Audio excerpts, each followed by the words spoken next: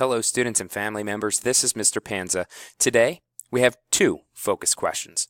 The first one, how do we add and subtract, specifically using place value? And one thing that a lot of students get stuck on, how do we subtract across zeros? Again, using place value. One strategy that has always helped me, that was taught to me not too long ago, is using these.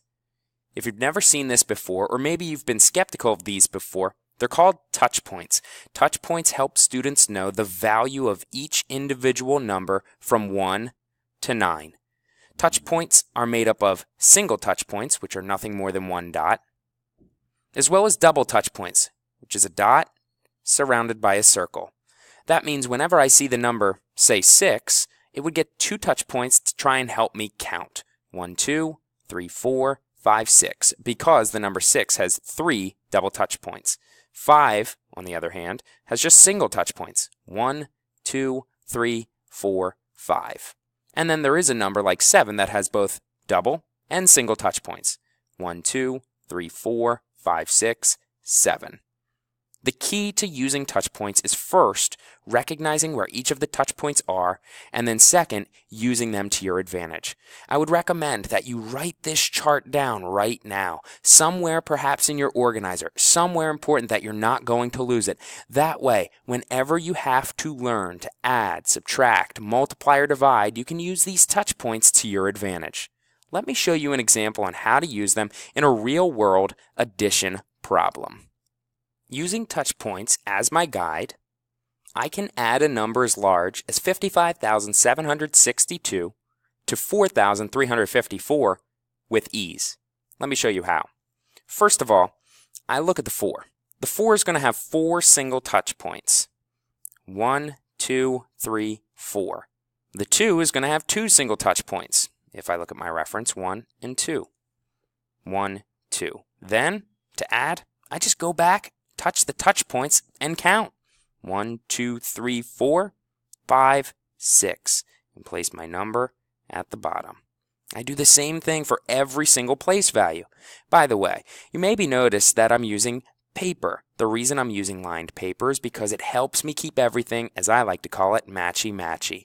I've lined up my ones category right here. I've lined up my tens category right here. Hundreds, thousands, and 10,000s, just so I don't get disorganized. Watch as the touch points work again. Now, I'm not going to actually draw a dot in a circle. I just know that the 6 gets 3 double touch points. So I can start at 5 and count up from there. 6, 7, 8, 9, 10, 11. Notice that there's a bit of a rhythm to it. I jump those numbers. I also have to remember that if I carry my 1, that 1 touch point is still up there. 1, 2, 3, 4, 5, 6, 7, 8, 9, 10, 11. Carry my 1 and keep everything in the same place value. 1, 2, 3, 4, 5, 6, 7, 8, 9, 10. You may be asking, how do you know where to touch these numbers? Well, just take a look at the chart over here and you will see exactly where the different touch points are located.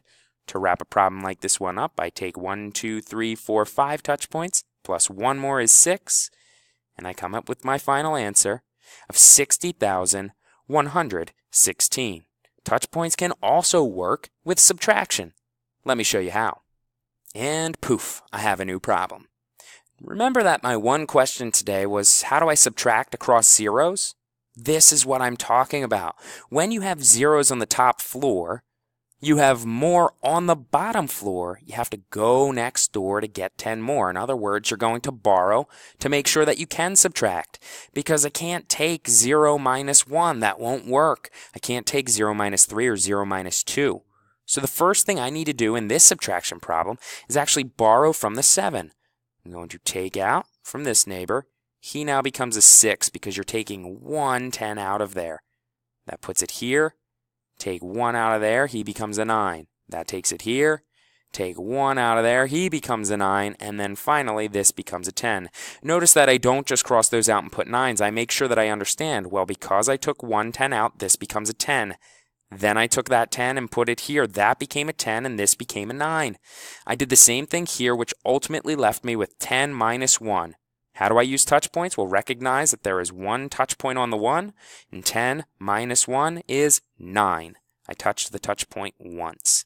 This will help me now that I'm doing 9 minus 3, 9, 8, 7, 6. Place my answer. Again, I'm using lined paper to keep everything matchy-matchy. 9 minus my 2 touch points, 8, 7. 6 minus my 1 touch point is 5. And 4 minus my 3 touch points, 4, 3, 2, 1.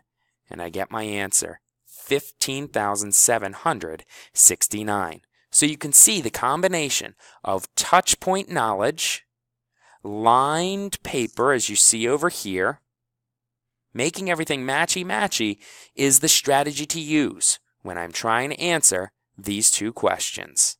How do we add and subtract using place value? And how do we subtract across zeros using place value?